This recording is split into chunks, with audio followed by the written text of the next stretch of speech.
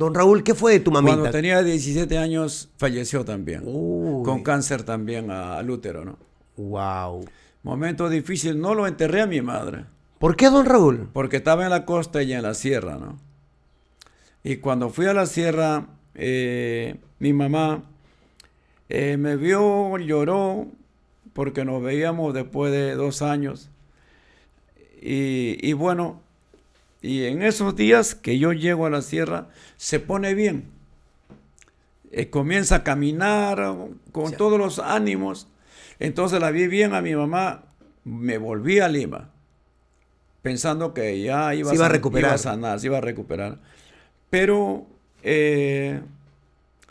a la semana llegó una cartita que había fallecido mi madre. Uy, uy, uy. O sea, no enterré a mi padre ni a mi mamá tampoco.